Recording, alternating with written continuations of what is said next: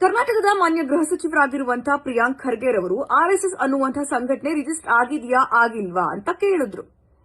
ಕರ್ನಾಟಕದಲ್ಲಿ ಆರ್ಎಸ್ಎಸ್ನ ಹೆಸರಿನಲ್ಲಿ ಸಾಕಷ್ಟು ಕೆಲಸಗಳು, ಕಾರ್ಯಗಳು, ಅಕ್ರಮಗಳು ಎಲ್ಲ ನಡೀತಾ ಇರುವಂತಹ ಸಂದರ್ಭದಲ್ಲಿ ಒಂದ್ ಸಂಘಟನೆ ರಿಜಿಸ್ಟರ್ ಆಗಿದೆಯಾ ಆಗಿಲ್ವಾ ಅಂತ ಹೋಮ್ ಮಿನಿಸ್ಟರ್ ಒಬ್ರು ಕೇಳೋದಕ್ಕೆ ಎಲ್ಲ ಅಧಿಕಾರಗಳು ಇದೆ, ಅವ್ರು ಕೇಳಿದ್ದಾರೆ. ಆದ್ರೆ ಅದಕ್ಕೆ ಉತ್ತರವನ್ನ ನೀಡಬೇಕಾಗಿದ್ದಂತಹ ಆರ್ಎಸ್ಎಸ್ ಮತ್ತು ಸಂಘ ಪರಿವಾರದವರು ಆರ್ಎಸ್ಎಸ್ ರಿಜಿಸ್ಟರ್ ಆಗಿದೆಯಾ ಆಗಿಲ್ವಾ ಅನ್ನೋ ಉತ್ತರನ ಕೊಡೋದು ಬಿಟ್ಟು ಮದ್ರಸಾಗಳು ನಿಮಗ್ ಕಣ್ಣಕ್ ಕಾಣಿಸಲ್ವಾ, ಮದ್ರಸಾದಲ್ಲಿ ನಡೀತಾ ಇರೋ ಅಕ್ರಮ ಚಟುವಟಿಕೆಗಳು ನಿಮಗೆ ಕಣ್ಣಕ್ ಕಾಣಿಸಲ್ವಾ ಅನ್ನುವಂತ ಪ್ರಶ್ನೆಯನ್ನ ಎತ್ತಿದ್ದಾರೆ.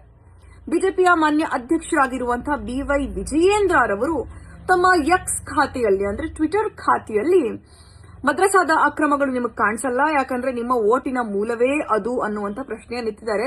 ಅಲ್ಲ, ಬರೀ ಕಾಂಗ್ರೆಸ್ ಅವರಿಗೆ 1 ಕೋಟಿ ಮುಸಲ್ಮಾನರು ಓಟ್ ಹಾಕಿದ ತಕ್ಷಣ 134-135 ಸೀಟ್ಗಳು ಗೆದ್ದು ಅಧಿಕಾರಕ್ಕೆ ಬಂದ್ಬಿಟ್ಟಿದಾರ, ನಾವಷ್ಟು ಪಾಪ್ಯುಲೇಟೆಡ್ ಇದೀವಾ ಅನ್ನುವಂತಹ ಸಂಶಯ ಒಂದು ಕಡೆ ಆದ್ರೆ, ಇನ್ನೊಂದು ಕಡೆ ಇವರ ಸಂಘ ಸಂಸ್ಥೆಗಳಿಗೆ ಸಂಬಂಧಪಟ್ಟ ಹಾಗೆ ಪ್ರಶ್ನೆಗಳನ್ನ ಕೇಳಿದಾಗ ಸಾಬ್ರನ್ ಎಳ್ಕೊಂಡ್ ಬರ್ದೆ ಹೋದ್ರೆ ಇವ್ರ ತಿಂದನ್ನ ಅರ್ಗಲ್ವಾ ಅಂತ ಇವ್ರದ್ದು ಹಳೆ ಚಾಳಿ.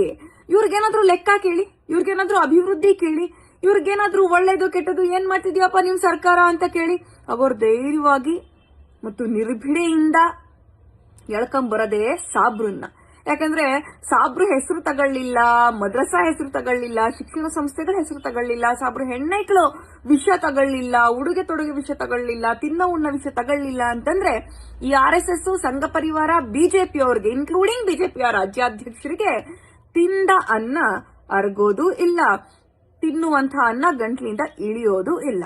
ಅಲ್ಲ, ನಿಮಗೆ ಮದ್ರಸಾಗಳ ಬಗ್ಗೆ ಅಷ್ಟೆಲ್ಲ ಅನುಮಾನ ಇದ್ರೆ ನಿಮ್ಮದೇ ಕೇಂದ್ರ ಸರ್ಕಾರ ಇದೆ, ನಿಮ್ಮ ಕೇಂದ್ರ ಸರ್ಕಾರದ ಅಡಿಯಲ್ಲೇ ಎಲ್ಲ ತನಿಖಾ ಸಂಸ್ಥೆಗಳು ಕೂಡ ಇದಾವೆ. ಆ ತನಿಖಾ ಸಂಸ್ಥೆಗಳಿಗೆ ಹೇಳಿ ಅದ್ಯಾವ ಮದ್ರಸಾದಲ್ಲಿ ಅಕ್ರಮ ಚಟುವಟಿಕೆಗಳು ನಡೀತಾ ಇದೆ, ಮತೀಯ ಚಟುವಟಿಕೆಗಳು ನಡೀತಾ ಇದೆ, ಭಯೋತ್ಪಾದನಾ ಚಟುವಟಿಕೆಗಳು ನಡೀತಾ ಇದೆ, ಉಗ್ರಗಾಮಿ ಚಟುವಟಿಕೆಗಳು ನಡೀತಾ ಇದೆ, ಅದನ್ನ ತಾವು ಇನ್ವೆಸ್ಟಿಗೇಟ್ ಮಾಡಿಸಬಹುದು.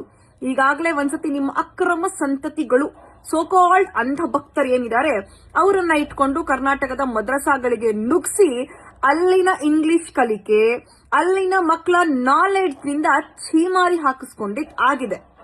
ಇನ್ನೂ ನಿಮ್ಗಂತ ತೆವಲಿದ್ರೆ ನಿಮ್ಮ ಸೆಂಟ್ರಲ್ ಗವರ್ನಮೆಂಟ್ ನ ಒಕ್ಕೂಟ ಸರ್ಕಾರದ ಕೈಗೊಂಬೆಗಳಾಗಿರುವಂತಹ ಈ ತನಿಖಾ ಸಂಸ್ಥೆಗಳಿದಾವಲ್ಲ, ಇವುಗಳನ್ನ ಬಳಸಿಕೊಂಡು ತಾವು ತನಿಖೆಯನ್ನ ಮಾಡಬಹುದು.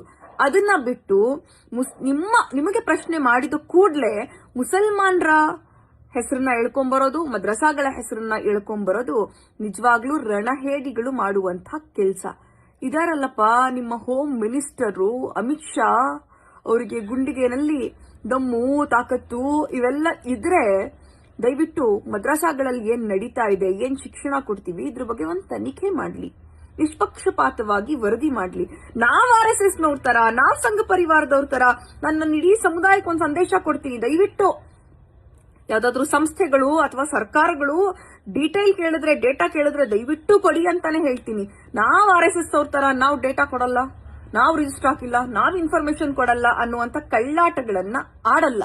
ಯಾಕಂದ್ರೆ ಇಸ್ಲಾಂ ಲೆಕ್ಕಾಚಾರದ ಬದುಕನ್ನ ಬದುಕಬೇಕು, ಒಂದು ನಯಾ ಪೈಸೆ ಮೋಸವನ್ನ ಮಾಡಬಾರದು ಅಂತ ಹೇಳ್ಕೊಟ್ಟಿದೆ. ನೀವುಗಳೇನ್ ಮಾಡಿದೀರಾ? ನಿಮ್ದೊಂದು ದೊಡ್ಡ ಬಿಲ್ಡಿಂಗ್ ಕೇಶವ್ ಕುಂಜ್ ಅಂತ ದೆಹಲಿನಲ್ಲಿ, ಅದನ್ನ ಎಲ್ಲಿಂದ ಕಟ್ಟಿದ್ರಿ ಅನ್ನೋ ಪ್ರಶ್ನೆ ಕೇಳಿದ್ರೆ ಅದು ಉತ್ತರ ಇಲ್ಲ. ದೇಣಿಗೆ ಕೋಟ್ಯಾಂತರ ರೂಪಾಯಿ ದೇಣಿಗೆ ಕಟ್ತೀರಾ, ಅದು ಉತ್ತರ ಇಲ್ಲ. ರಾಮ ಮಂದಿರ ಕಟ್ತೀನಿ ಅಂತ ಹೇಳಿ ಆ ಮರ್ಯಾದ ಪುರುಷ ರಾಮನ ಹೆಸರಲ್ಲಿ ಇಟ್ಗೇನೂ ಕದ್ದವ್ರು ಯಾರು ಅನ್ನೋದು ಇಡೀ ದೇಶಕ್ಕೆ ಗೊತ್ತಿದೆ. ದೇಶದಲ್ಲಿ ಮೊಟ್ಟ ಮೊದಲ ಭಯೋತ್ಪಾದನಾ ಕೃತ್ಯವನ್ನ ಮಾಡಿ ಈ ದೇಶಕ್ಕೆ ಸ್ವಾತಂತ್ರ್ಯವನ್ನ ತಂದುಕೊಡೋದಕ್ಕೆ ಮಹತ್ತರವಾದ ಕೊಡುಗೆಯನ್ನ ಕೊಟ್ಟಂತಹ ನಮ್ಮ ಮಹಾತ್ಮ ಗಾಂಧೀಜಿಯವರನ್ನ ಕೊಂದಿದ್ ಯಾರು ಅಂತ ಗೊತ್ತಿದೆ.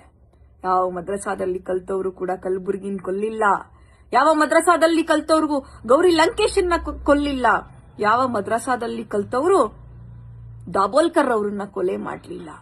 ಮಹಾತ್ಮ ಗಾಂಧಿಯನ್ನ ಕೊಂದಿದ್ದು ಮದ್ರಸಾದಲ್ಲಿ ಓದಿದವರಲ್ಲ, ಮಹಾತ್ಮ ಗಾಂಧಿಯನ್ನ ಕೊಂದಿದ್ದು ಮತ್ತು ಮಹಾತ್ಮ ಗಾಂಧಿಯನ್ನ ಕೊಂದಂತ ಗೋಡ್ಸೆಯನ್ನ ಪೂಜೆ ಮಾಡೋದು ಯಾರು ಅನ್ನೋದು ಇಡೀ ದೇಶಕ್ಕೆ ಗೊತ್ತಿರುವಂತಹ ವಿಷಯ. ನಿಮಗೆ ಲೆಕ್ಕಾಚಾರದ ವಿಷಯ ಎತ್ತಿದ್ರೆ, ನಿಮ್ಗೆ ಅಭಿವೃದ್ಧಿ ಬಗ್ಗೆ ಕೇಳಿದ್ರೆ, ನಿಮ್ ಬಿಜೆಪಿ ಸರ್ಕಾರ ಏನ್ ಅಭಿವೃದ್ಧಿ ಮಾಡಿದೆ, ನಿಮ್ ಮೋದಿ ಸರ್ಕಾರ ಏನ್ ಅಭಿವೃದ್ಧಿ ಮಾಡಿದೆ ಅಂತ ಕೇಳಿದ್ರೆ ಅದಕ್ಕೂ ನೀವು ಸಾಬ್ರನ್ನ ಹೇಳ್ಕೊಂಡ್ ಬಂದ್ಬಿಡ್ತೀರಾ. ಇವಾಗ ನಿಮ್ ಸಂಘ ಸಂಸ್ಥೆಗಳ ಬಗ್ಗೆ ಕೇಳಿದ್ರು ಕೂಡ ನಮ್ಮ ಹತ್ರ ಸಹ ಹೇಳ್ಕೊಂಡ್ ಬಂದ್ಬಿಡ್ತೀರಾ.